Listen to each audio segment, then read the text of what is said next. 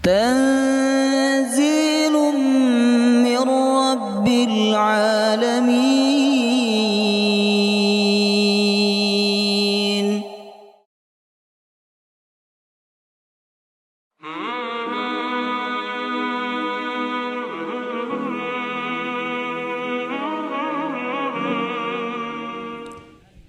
Assalamualaikum warahmatullahi wabarakatuh.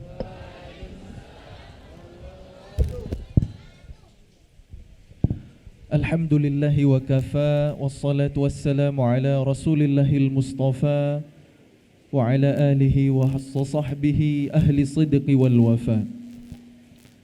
Allahumma anfa'na bima 'allamtana wa 'allimna ma yanfa'una wa zidna 'ilma. Rabbi syrah li sadri wa yassir li amri wahlul 'uqdatam min lisani yafqahu qawli. Qala Allah Ta'ala fil Qur'anil Karim wa huwa asdaqul qailin. A'udzu billahi minasy syaithanir rajim.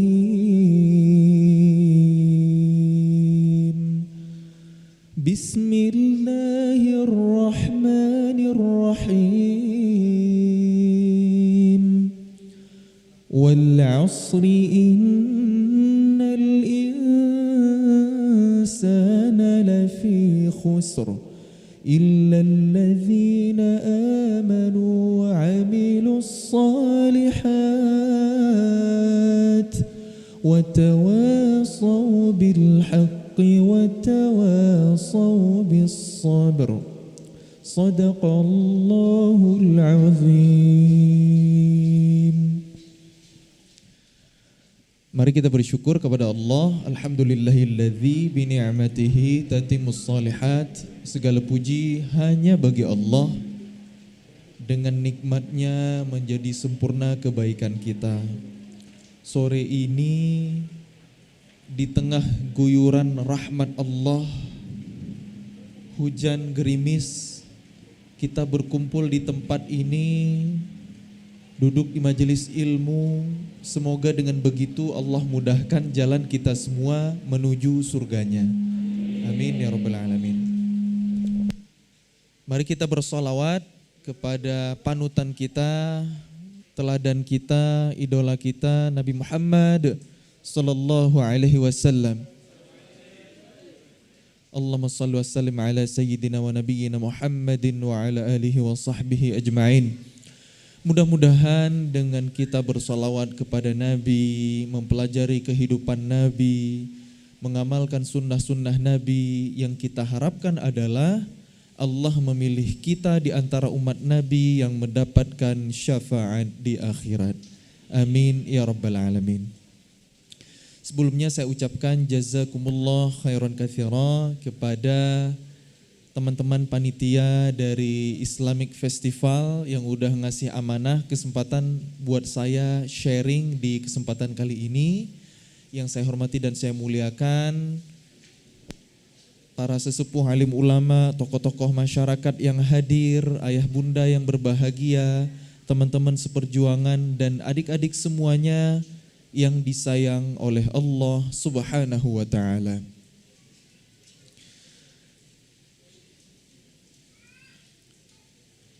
Tema sharing kita kali ini, Quran di hatiku, dunia di genggamanku. Teman-teman semuanya yang disayang oleh Allah Subhanahu wa ta'ala, mari sama-sama kita meluruskan niat kita, memperbaharui hati kita agar senantiasa ikhlas lillahi ta'ala. Kita berkumpul di sini, ridha Allah yang kita cari, bukan yang lain-lain. Siapa yang datang ke sini karena penasaran, pengen lihat Mas Muzammil langsung, biasanya cuma lihat di Instagram, cuma lihat di YouTube, penasaran, pengen lihat langsung, pengen dengerin suaranya langsung. Siapa? Masya Allah. Dek Fahira. Udah lihat nih? Udah kan? Udah dengerin tadi saya ngaji? Udah boleh pulang. Kan tujuannya itu tadi. Oh bukan ya, bukan. Terus ngapain juga ke sini? Insya Allah pengen tolabul ilmi, pengen belajar, pengen ngecas iman. Karena majelis ilmu ini adalah sarana untuk kita memperbaharui lagi iman kita. Karena iman ini memang sifatnya naik turun, betul nggak? Al-imanu yazidu wa yanqus, yazidu bit ta'ah wa yanqusu bil ma'asi. Iman itu naik turun, naik dengan ketaatan, turun dengan kemaksiatan. Makanya iman ini harus dijaga, diantaranya dengan hadir di majelis ilmu, dengan berinteraksi bersama Al-Quran. Saya lagi males ngaji, justru saat itulah kita lagi butuh-butuhnya untuk dekat sama Quran, untuk mengembalikan lagi iman kita. Karena Sayyidina Utsman bin Affan radhiyallahu an pernah berkata, hati yang bersih dari dosa dan maksiat pasti gak pernah puas dengan Quran. Kemudian kita bisa ngecas iman kita dengan temenan atau sahabatan sama orang-orang soleh. Insya Allah yang ngumpul di sini semuanya orang-orang yang soleh. Amin ya rabbal alamin.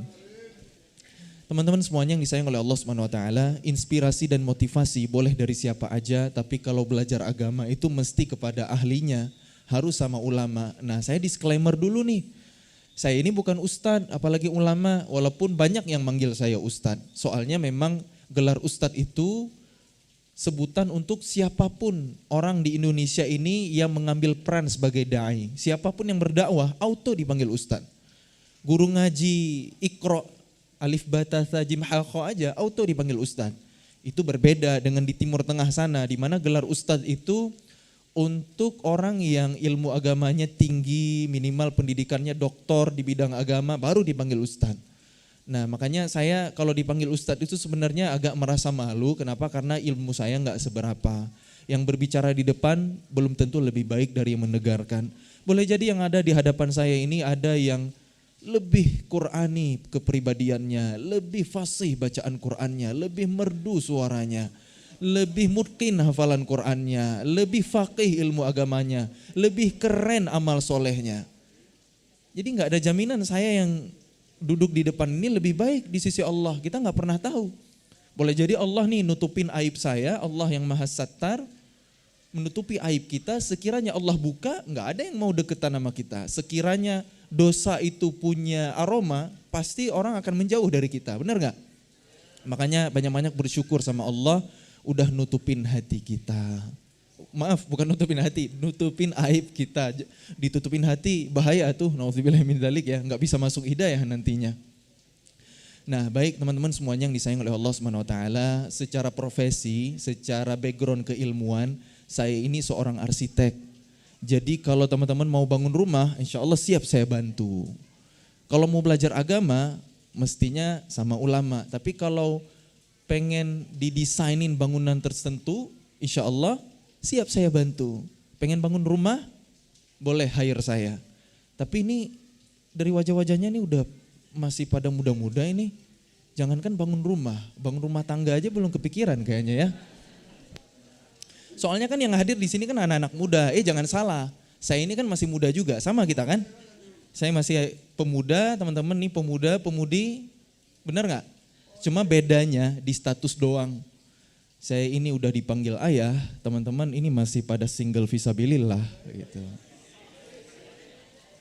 Ini yang senyum-senyum merasa nih ya, Masya Allah. Baik teman-teman semuanya yang disayang oleh Allah Subhanahu Wa Taala. Quran di hatiku, dunia di genggamanku. Judul diskusi kita ini harus diklarifikasi. Kenapa? Bahaya, karena ada kata-kata Quran dan dunia bersanding di sana. Bahaya enggak? Jangan sampai tujuan kita menjadi ahlul Quran untuk meraih dunia semata. La haula wala quwata illa billah. Boleh enggak meraih dunia? Boleh. Enggak ada larangannya. Cuma Allah berfirman, وَابْتَغِ فِيمَا آتَاكَ اللَّهُ الدَّارَ الْآخِرَةَ وَلَا تَنْسَ نَصِيبَكَ مِنَ الدُّنْيَا. Al-ayah. Berusahalah kalian untuk akhirat, jangan lupakan dunia. Itu intinya. Kejar akhirat dulu, jangan lupain dunia. Nah, judul diskusi kita, sharing kita sore hari ini, Quran di hatiku, dunia di genggamanku. Jadi kalau aku udah punya Quran dalam diri ini, dunia akan aku kuasai. Lupa akhirat. La haula wala quwata illa billah. Atau mungkin maksudnya Quran itu udah akhirat, udah di hati, akhirat di hati, dunia di tangan. Mungkin itu ya maksudnya ya. Kalau itu sih alhamdulillah, karena kan namanya tagline, namanya judul, namanya topik akan multi tafsir. Makanya baiknya sih langsung disclaimer aja langsung. Dunia di genggaman, Quran di hati gitu ya. Soalnya begini, Baginda Nabi Muhammad SAW pernah mengajarkan kita sebuah doa. Doanya panjang. Ada sebuah kalimat di dalam doa yang panjang ini, bunyinya begini. Wala taj'alid dunya akbar hammina wala mablagha ilmina. Ya Allah, jangan jadikan dunia sebagai puncak dari kegalauan kami dan bukan pula puncak dari ilmu kami. Jangan sampai dunia itu adalah tujuan akhir kita. Kita berlindung sama Allah supaya yang jadi kegundahan, keresahan, kekhawatiran, ketakutan, kecemasan kita itu bukan dunia semata. Yang jadi tujuan akhir dari ilmu kita bukan hanya dunia. Ini udah diwanti-wanti sama Baginda Nabi Muhammad SAW. Karena nggak jarang kita hari ini umatnya yang hidup di zaman milenial, zilenial, kerasa nggak sih teman-teman? Kita sekolah, SD, SMP, SMA, kuliah, S1, S2, S3. Lama kita belajarnya ya. Biasanya pertimbangan kita milih sekolah, milih jurusan kampus apa? Proyeksi masa depan, bekerja di sektor apa, penghasilannya gimana. Benar nggak? Itu dunia gak sih? Dunia. Kita hidup di zaman kayak gitu hari ini. Ujung-ujung dari ilmu kita adalah duit, UUD gitu. Salah gak? Wallahu alam. Yang jelas kayaknya kita perlu taubatan nasuha. Bareng-bareng nih. Kenapa? Kalau kita merujuk ke hadis Nabi SAW yang tadi, yang Nabi mengajarkan kita doa, jangan jadikan dunia sebagai tujuan utama. Tujuan dari ilmu kita hari ini dunia. Belajar supaya bisa jawab ujian. Setelah itu ilmunya kita lupakan. Benar gak? Belajar sekedar untuk naik kelas. Belajar untuk dapetin nilai A, B, C dan seterusnya.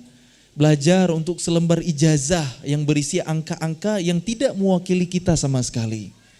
Kita belajar berbagai mata pelajaran dari SD, SMP, SMA, kuliah masuk jurusan tertentu, banyak mata pelajaran yang gak kepake lagi.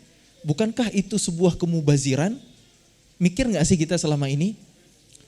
Nah, terus kalau gitu gak usah sekolah? Enggak gitu juga. Luruskan niat bahwa belajar kita hari ini adalah mencari ridho Allah. Tujuannya adalah ibadah, itu yang lupa. Itu yang hilang dari kurikulum hari ini, teman-teman semuanya yang disayang oleh Allah SWT. Kita belum bicara Quran ya teman-teman. Lihat hari ini, kiblat pendidikan dari barat.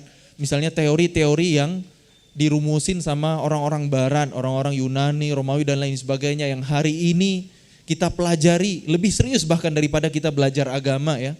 Contoh, di sekolah kita belajar hukum fisika. Serem? Hukum fisika tentang kekekalan energi. Energi itu kekal gitu? Hukum kekekalan energi gimana bunyinya yang kita pelajari di sekolah dulu? Energi tidak dapat diciptakan, tidak dapat dimusnahkan, hanya bisa berubah bentuk dari satu wujud ke wujud lainnya. Setuju nggak kita ini? Dengan teori ini. Energi tidak dapat diciptakan. Siapa yang menciptakannya dari ketiadaannya? Allah. Tidak dapat dimusnahkan, siapa yang akan meluluh lantakkannya, menghilangkannya nanti di hari kiamat, menghancurkannya di hari kiamat? Allah. Siapa yang mengizinkan perubahan wujudnya? Allah. Itu gak pernah dibahas di ilmu pengetahuan hari ini. Bukti bahwa ilmu kita hari ini adalah ilmu sekuler. Karena saintis, ilmuwan-ilmuwan yang memegang peranan hari ini itu kebanyakan ateis, kebanyakan mereka nggak beragama, mereka nggak bertuhan. Akhirnya diajarkan ke kita hari ini, maka wajarlah. Makin kita belajar, makin kita terobsesi dengan dunia. Makin kita mengejar kesuksesan yang diukur dengan materi semata.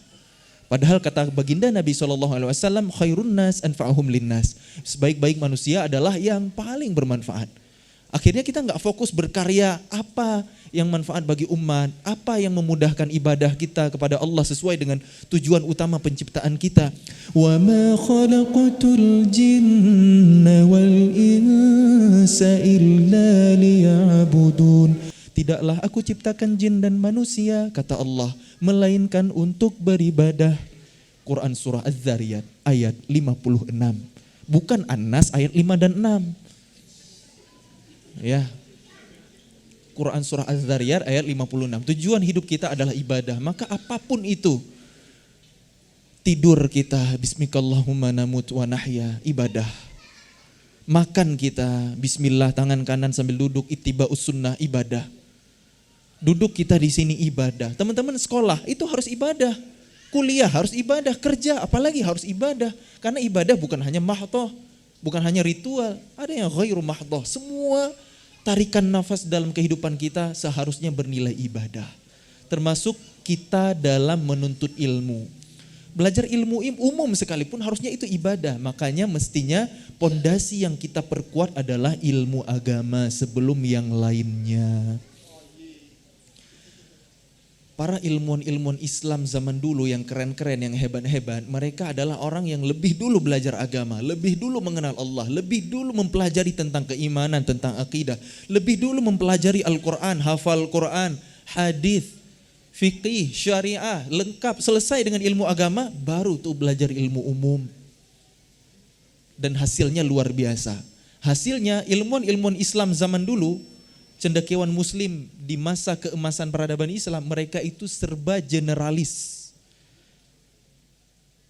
Kecerdasannya luar biasa dengan izin Allah.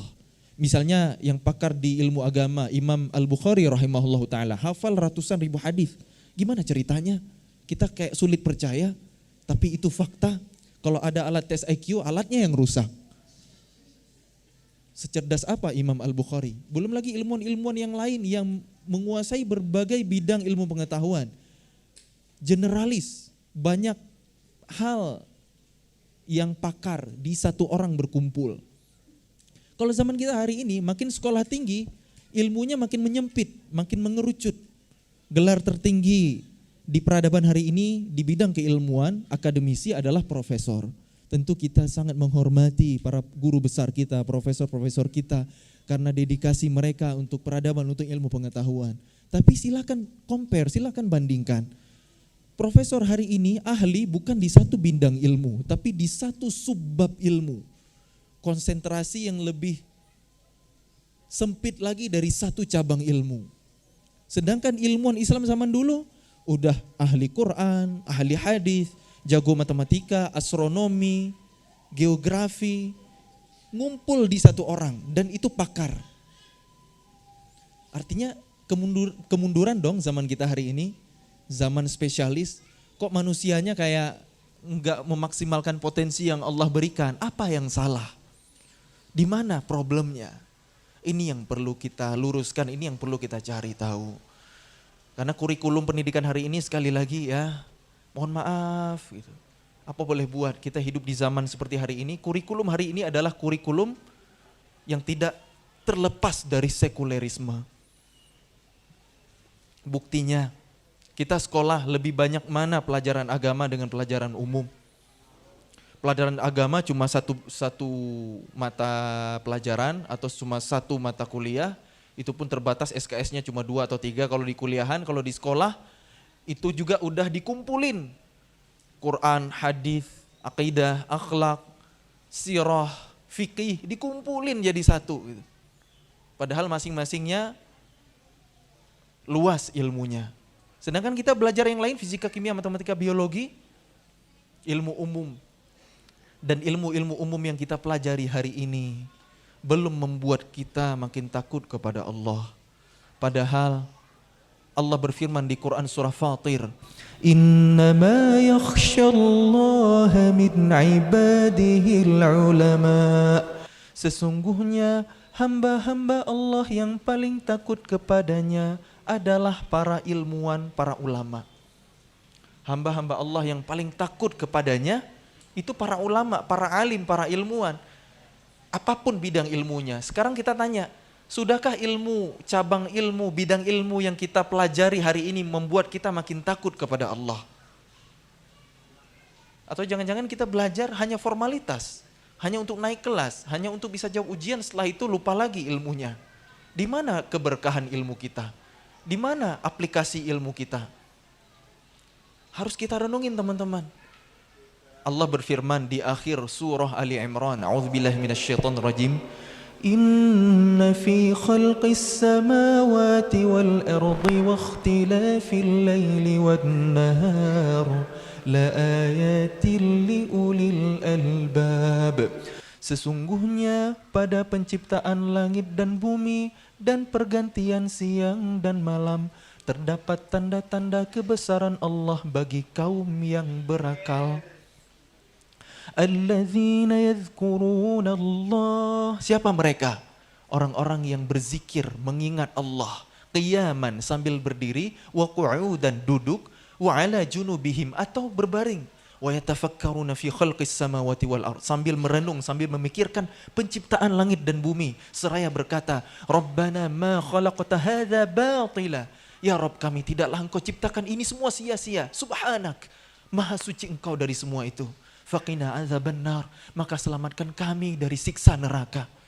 Coba lihat, mikirin alam semesta, mikirin ayat-ayat kauniyah, ya, tafakkur ayat kauniyah, tadabbur ayat Quran, bikin makin takut sama Allah, berlindung dari azab neraka.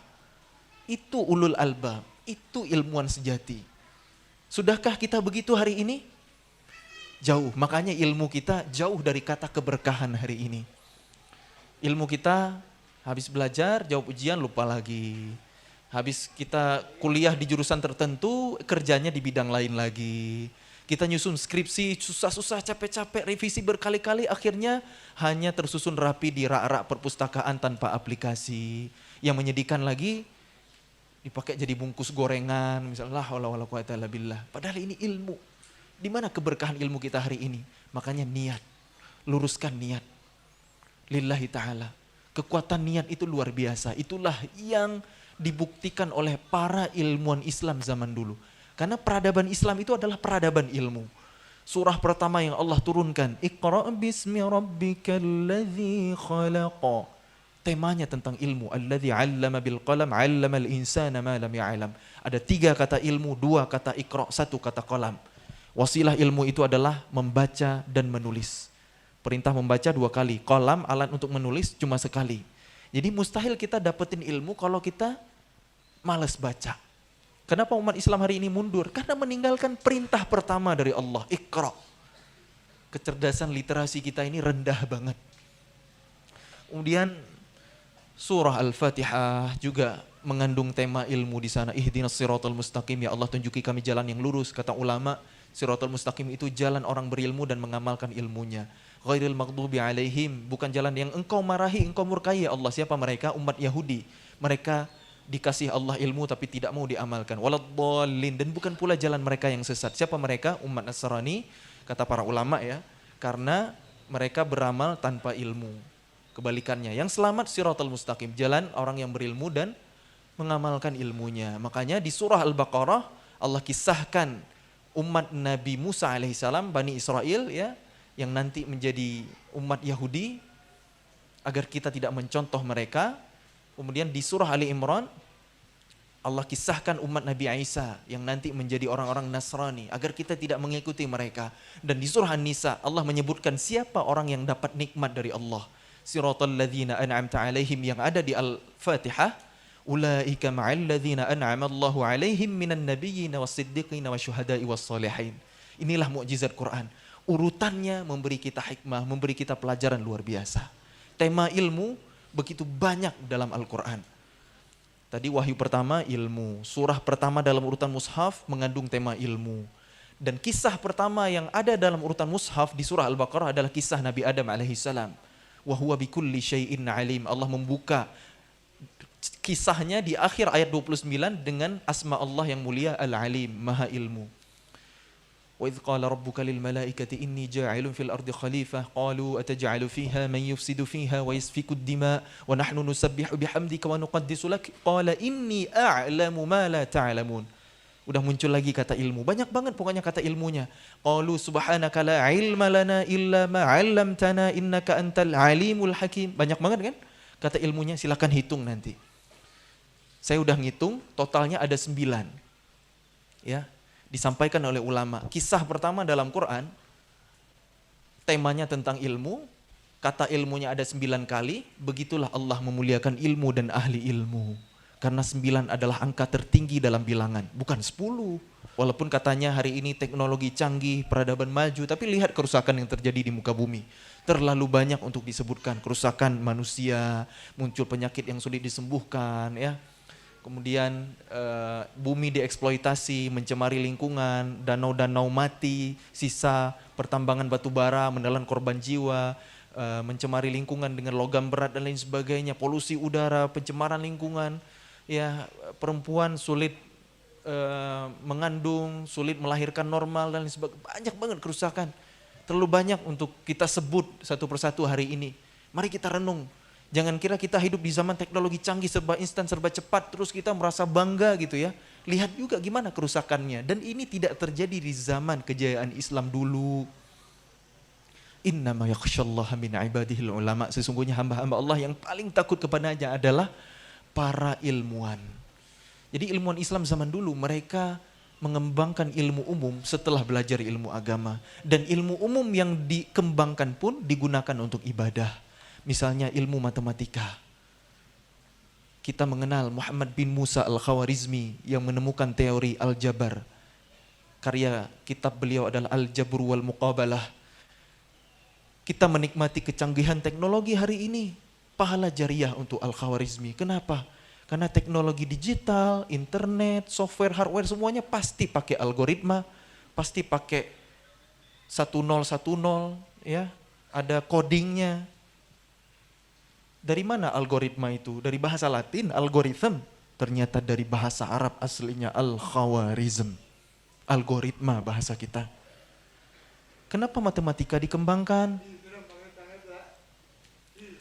Karena kita ibadah, bayar zakat, pakai matematika. Mengelola harta baitul mal, pakai matematika. Ilmu faraid tentang warisan, pakai matematika. Makanya dikembangkan ilmu matematika. Bukan sekedar teori tanpa aplikasi. Kemudian di bidang yang lain, misalnya kedokteran, ada ilmuwan muslim namanya Ibnu Sina, terlepas dari perdebatan ulama tentang akidahnya.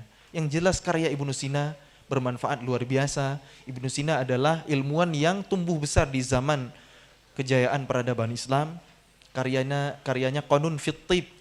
Bukan satu-satunya pakar kedokteran muslim Ibnu Sina itu. Masih ada Ibnu Nafis yang meneliti tentang peredaran darah minor manusia. Masih ada Abul Qasim Az-Zahrawi yang menemukan 200 jenis alat bedah. Kenapa ilmu kedokteran dikembangkan? Untuk memudahkan ibadah. Jawabannya, karena orang sakit keganggu ibadahnya, sesimpel itu. Orang sakit gak bisa sholat gerakan sempurna, gak bisa haji umroh, gak bisa jihad fisabilillah. Makanya harus ditolong, dikembangkanlah ilmu pengobatan. Bukan kayak hari ini motivasi pengen jadi dokter biar masa depannya cerah gitu ya. Nggak tahu aja penghasilan influencer, youtuber bisa lebih gede dari dokter hari ini gitu. Kan dunia bukan tujuan utama ya teman-teman ya, manfaatnya yang utama. Kemudian di bidang yang lain masih banyak lagi ya, ilmu falak, astronomi. Emang sekedar mau tahu bentuk bumi itu bulat atau datar, gimana pergerakan benda-benda langit, alam semesta segala macam, sekedar tahu doang, wawasan doang. Ilmu dalam Islam bukan teoritis, tapi aplikatif. Kalau sekedar teori kan mubazir ya. Ilmu astronomi itu kan manfaat banget. Rasi bintang bisa nunjukin kemana arah kiblat. Menghitung kalender hijriah, mengamati hilal pergantian bulan. Pakai astronomi semuanya. Untuk ibadah. Bukan sekedar wawasan. Islam agama praktis, bukan teoritis. Kita belajar sholat aja. Dalilnya Sabda Nabi, "Shallu kama ra'aitumuni usalli." Salatlah kalian sebagaimana melihat aku salat. Praktek bukan? Praktek, belajar Quran. Fa idza qara'nahu fattabi' qur'anah. Apabila dibacakan Quran, ikutilah bacaan itu. Nabi mengikuti bacaan malaikat Jibril, para sahabat mengikuti bacaan Rasulullah. Praktek langsung.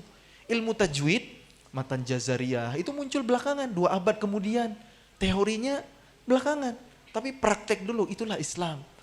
Jangan sampai kita hari ini karena metode belajar kita udah kebalik, kita teori dulu, akhirnya prakteknya nggak nyampe. La haula wala quwwata illa billah. Makanya hari ini banyak ilmu-ilmu tanpa aplikasi. Luruskan niat biar ilmu kita berkah kayak di zaman kebesaran peradaban Islam. Dan kunci yang lain kenapa ilmuwan-ilmuwan Islam dulu hebat, mereka bisa sukses dunianya padahal akhirat yang menjadi tujuan utama. Karena mereka menjadikan Quran sebagai sumber ilmu tertinggi. Catat ya, mereka menjadikan Quran sebagai sumber referensi ilmu tertinggi. Berangkat dari ayat Quran yang diyakini kebenarannya, "Dzalikal kitabu la raiba fihi hudal lil muttaqin." Kitab Al-Quran ini tidak ada keraguan di dalamnya, petunjuk bagi orang-orang yang bertakwa. Berangkat dari ayat Quran yang diyakini kebenarannya, melahirkan karya-karya yang luar biasa sesuai dengan janji Allah. Wa yu'allimukum ma lam takunu ta'lamun. Allah akan mengajarkan kalian ilmu yang belum pernah kalian ketahui sebelumnya. Peradaban Islam ini peradaban ilmu loh.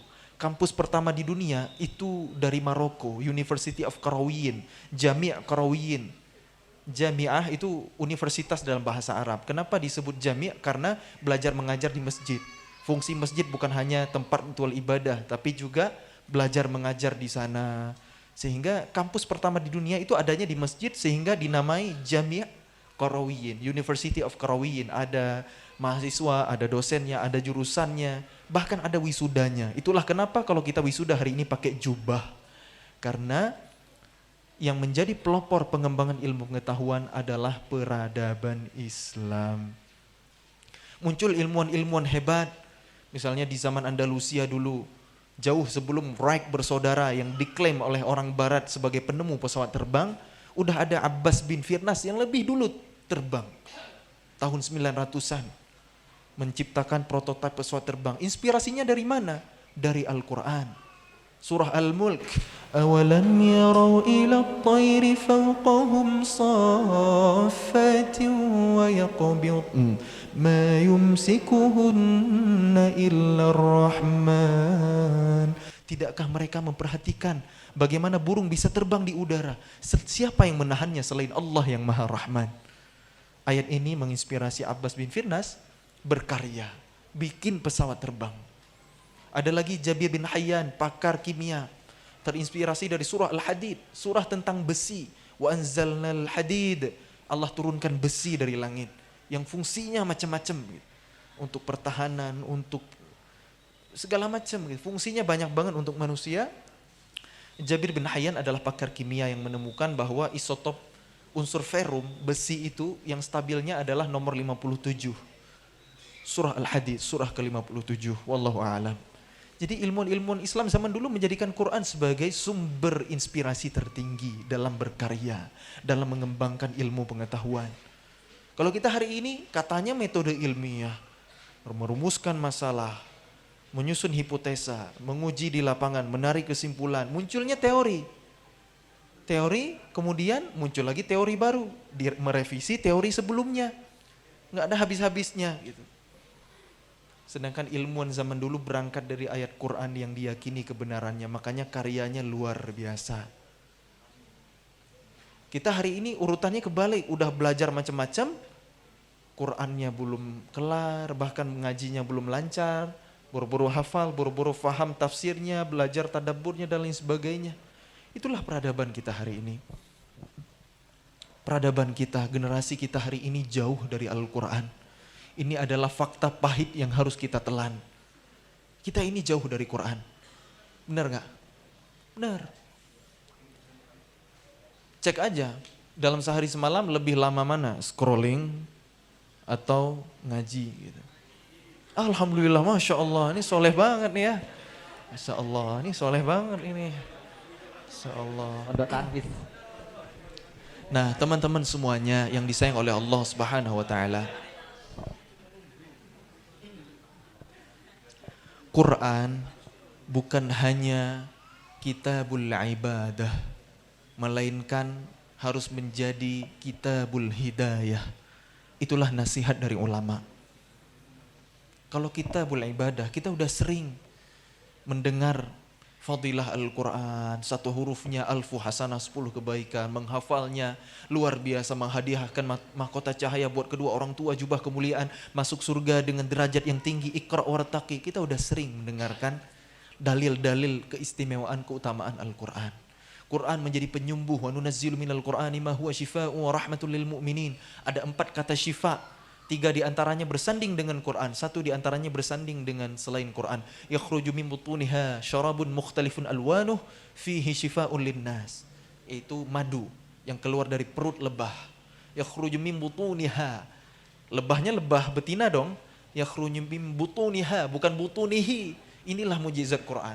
Hari ini yang ilmuwan mengungkap ya, hasil penelitian bahwa yang berperan ya dalam dunia perlebahan itu kan ratunya lebah ya. Benar enggak? Yakhruju min butuniha.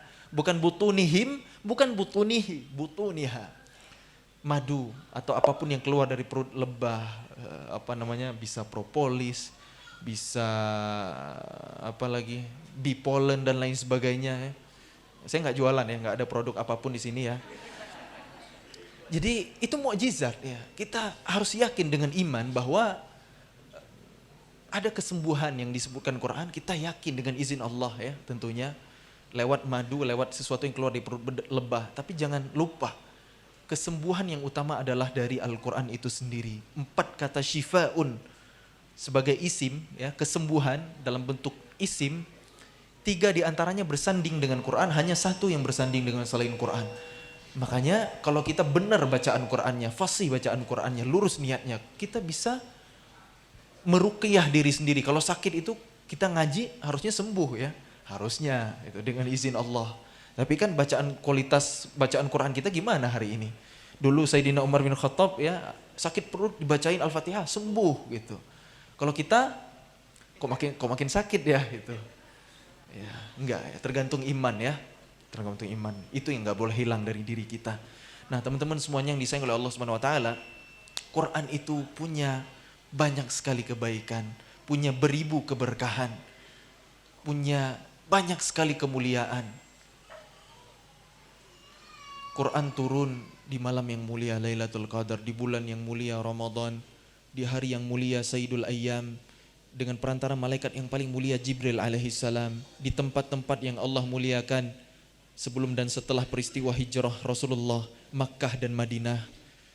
Turun kepada manusia paling mulia Nabi kita Muhammad sallallahu alaihi wasallam. Wa innaka la'ala khuluqin 'azim. Sungguh pada dirimu Muhammad ada akhlak yang agung, bahkan Rasul Allah utus untuk menjadi rahmat bagi alam semesta. Wa ma arsalnaka illa rahmatan lil alamin. Semua yang berhubungan berkaitan dengan Quran itu Allah muliakan. Maka kalau kita pengen dimuliakan Allah hari ini, salah satu wasilahnya adalah dengan menjadi ahlul Quran. Kata Nabi, khairukum man ta'allama al-Quran wa 'allamah. Sebaik-baik kalian adalah yang mempelajari Al-Quran dan mengajarkannya. Lihat, Quran kan punya banyak keistimewaan, kemuliaan, fadilah, keberkahan. Tapi ingat, Allah menurunkan Quran bukan hanya sebagai kitabul ibadah. Yang dalam tanda kutip, kalau kitabul ibadah itu kita ngaji, kita baca Quran, kita hafal Quran, kita dapat pahala yang balasannya di akhirat. Itu satu hal. Quran sebagai kitabul ibadah. Quran juga harus menjadi kitabul hidayah. Quran harus jadi petunjuk dalam kehidupan kita. Quran harus bisa kita aplikasikan dalam kehidupan sehari-hari. Itu yang masih menjadi PR besar kita, teman-teman. Mengamalkan Al-Quran. Dan gimana Quran bisa diamalkan? Bila tidak diawali dengan pemahaman. Maka Allah menurunkan Quran bukan hanya untuk kita baca, melainkan untuk kita tadabburi juga. Allah berfirman di Quran surah Sad ayat 29. A'udzubillahi minasyaitonirrajim. كتاب أنزلناه إليك مبارك ليدبروا آياته وليتذكر أولو الألباب. Kitab Al-Quran ini kami turunkan kepadamu wahai Muhammad dengan keberkahan untuk ditadabburi ayat-ayatnya dan supaya menjadi pelajaran bagi orang-orang yang berakal. Quran turun dengan keberkahan. Kita ngaji walaupun gak paham arti, hidup kita berkah. Jiwa kita tenang. Jiwa raga kita sembuh. Tapi Quran juga harus menjadi kitabul hidayah. Quran harus kita tadabburi, harus kita fahami. Karena untuk itulah Quran Allah turunkan supaya bisa kita amalkan dalam kehidupan. Tadabbur itu yang gak boleh hilang dalam interaksi kita bersama Al-Quran. Apa? Tadabbur. Kalau qiraatil Quran, ngaji-ngaji doang ya, tadarus Al-Quran, kita udah sering insya Allah. Saya yakin yang hadir-hadir di sini ini kedekatannya dengan Quran luar biasa. Di antara teman-teman di sini mungkin ada yang ngaji sehari 1 juz, one day 1 juz atau bahkan lebih dari itu, Masya Allah. Itu kebaikan, itu keberkahan. Tapi jangan lupa Quran juga harus kita hayati, tadabburi, renungi, pikiri, pahami. Kita punya PR untuk itu teman-teman. Pertanyaannya, gimana cara kita mentadabburi Al-Quran? Kan kita nggak ngerti bahasa Arab nih hari ini.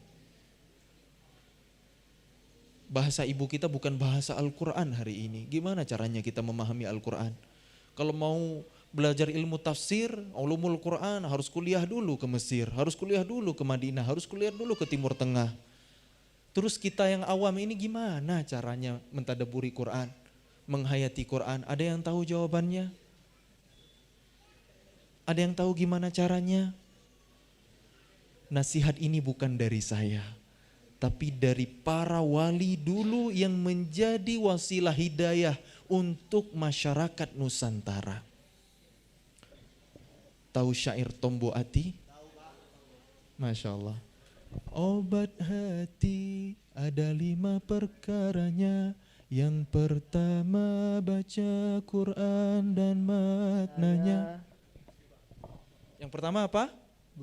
Baca Quran dan maknanya. Itu obat hati. Pertanyaannya, sudahkah kita amalkan? Ada nggak yang hadir di sini tiap hari ngaji plus baca arti? Angkat tangan. Oh Masya Allah, pengen rahasiain ibadah ya, biar ikhlas ya.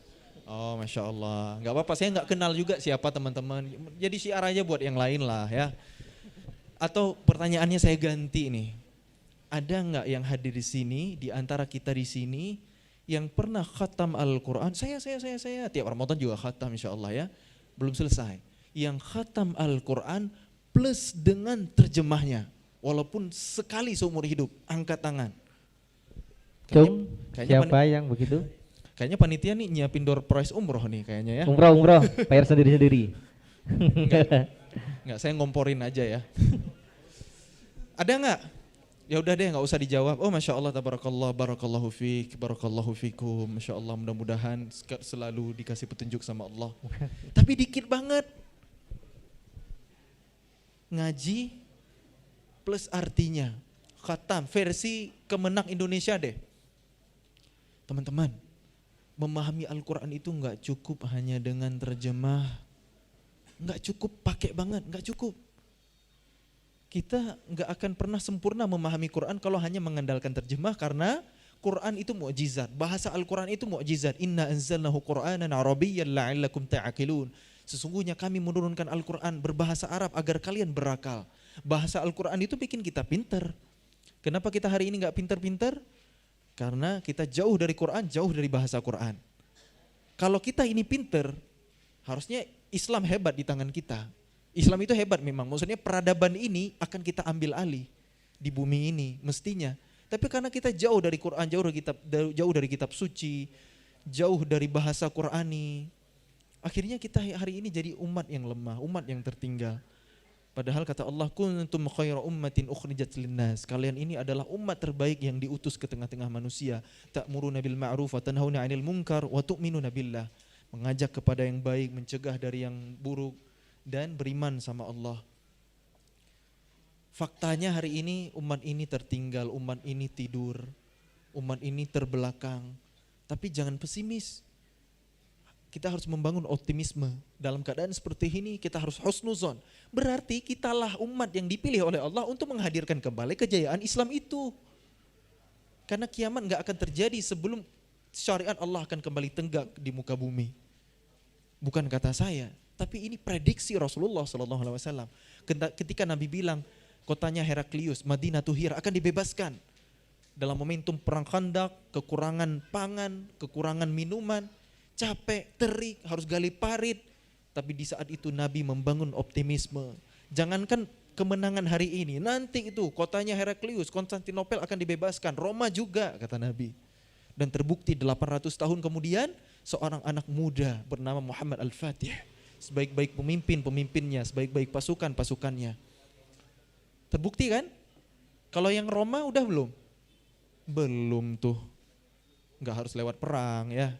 Jangan segala sesuatu itu identik dengan perang. Makanya hari ini umat Islam itu difitnah teroris lah, radikal lah, karena nggak ngerti sejarah.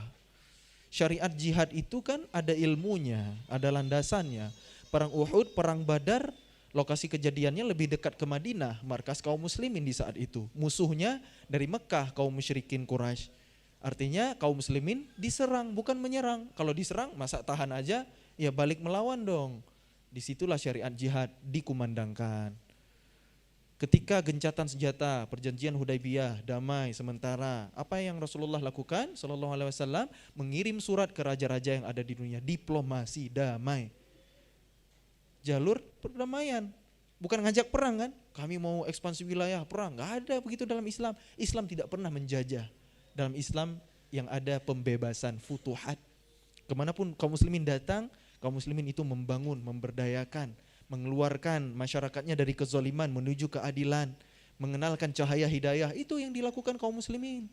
Beda dengan yang dilakukan oleh imperialis barat. Imperialis barat ketika mereka mencuri ilmu dari kaum muslimin, ketika mereka udah maju, mereka udah revolusi, akhirnya mereka menjajah seluruh bumi untuk memperkaya pribadi-pribadi mereka. Itulah yang terjadi, fakta sejarah itu begitu.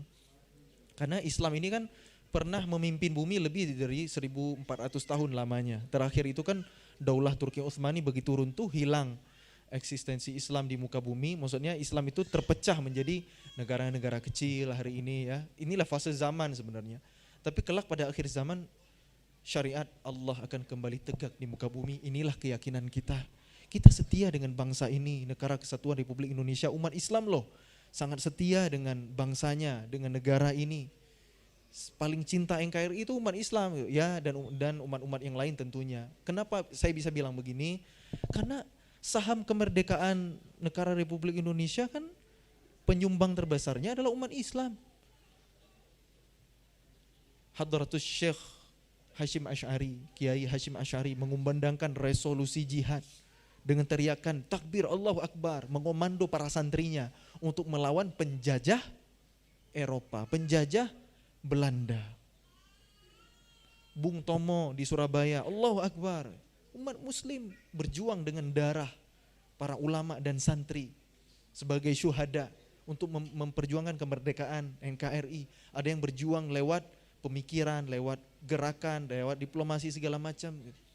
Jadi jasa umat Islam itu besar banget untuk bangsa ini. Makanya kalau ada yang nuduh umat Islam anti kebinekaan, anti dan lain sebagainya lah ya, narasi-narasi perpecahan, itu orang yang nggak ngerti sejarah teman-teman.